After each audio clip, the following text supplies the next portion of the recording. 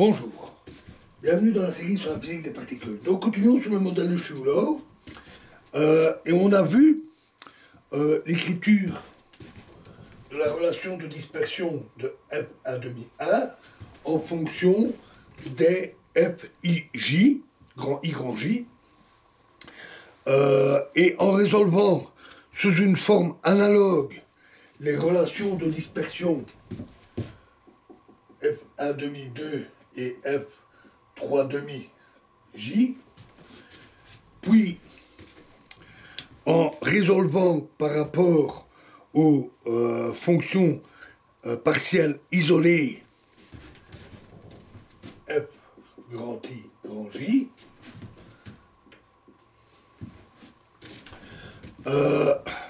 on obtient les relations de dispersion des amplitudes partielles avec valeur donnée de l'isospin et du moment angulaire.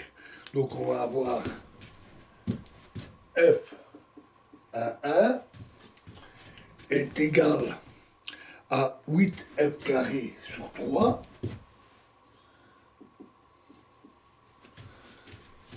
fois Q carré sur 3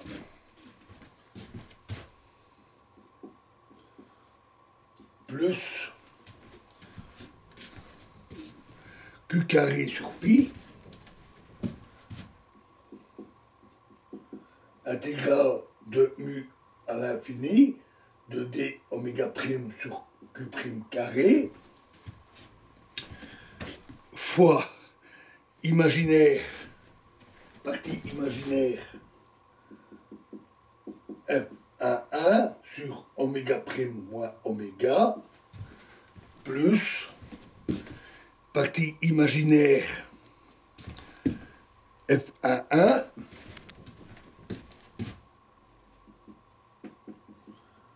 plus 4 moins 4 imaginaire F1,2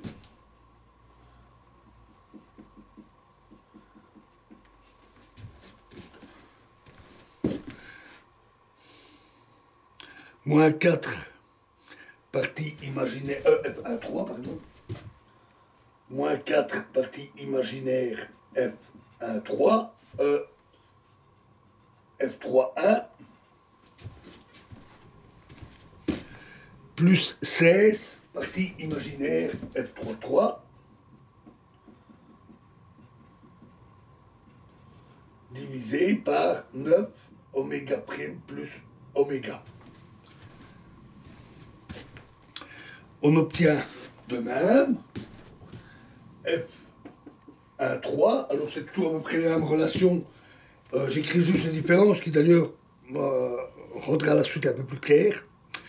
Donc ici, au lieu de 8, on va avoir 2, donc exactement la même expression. Ici c'est F1,3 évidemment, et les coefficients, ici ça sera moins 2 fois imaginaire F1,1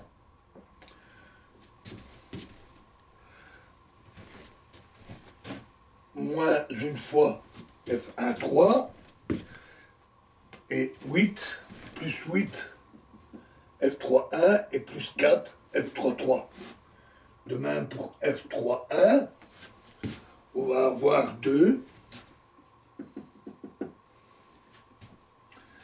Ici F3,1 bien sûr. Moins 2, 8, moins et plus 4. Moins 2, plus 8, moins et plus 4. Et pour F3,3, ça va être moins 4,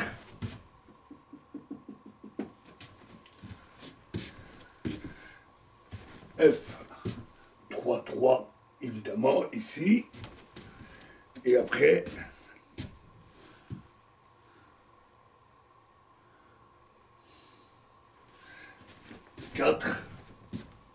plus 4, plus 2 et plus une fois F3,3. Et donc toutes ces relations de dispersion peuvent s'écrire sous la forme d'une seule relation, d'une seule expression. On a Fi de oméga égale lambda I sur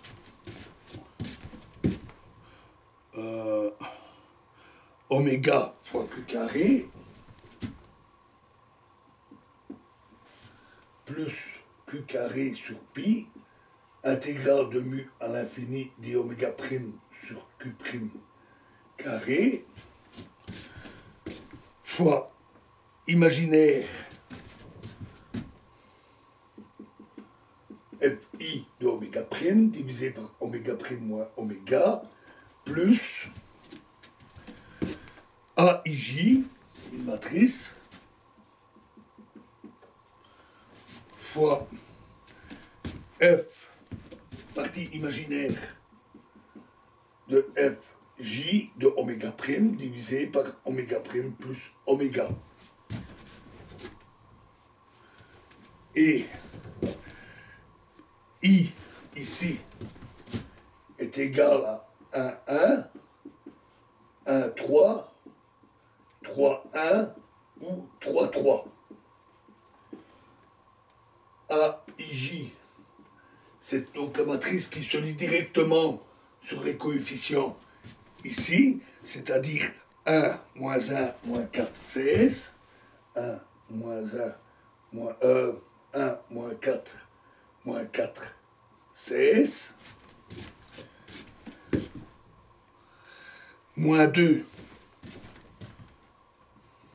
moins 1, 8, 4,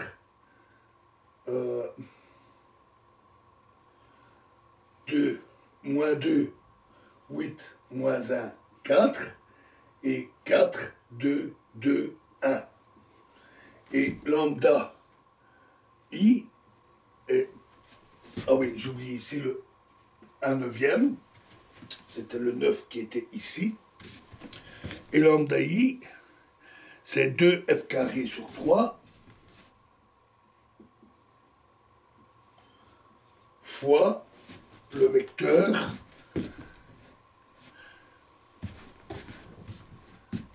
quatre, 1, 1, moins 2 qui se lit ici en divisant par 2.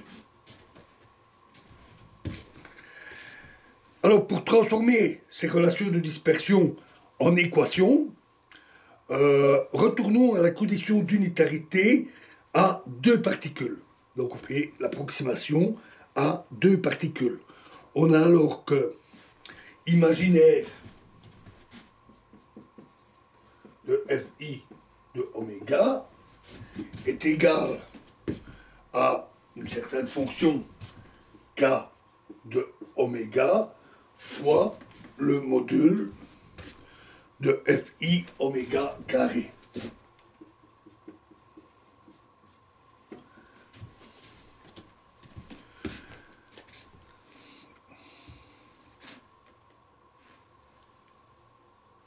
Et en le remplaçant dans les relations de dispersion qu'on a là, elles deviennent alors un système de 4 équations intégrales, non linéaires, singulières, pour les 4 fonctions Fi.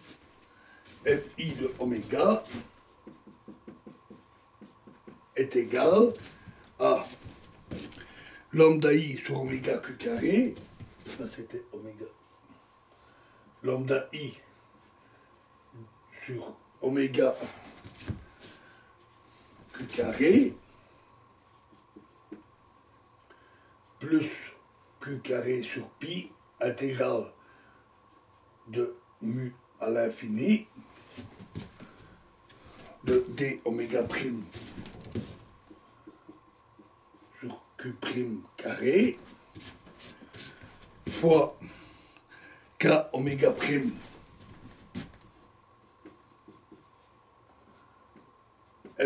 Fi oméga prime sur oméga prime moins oméga plus en module au carré plus AIJ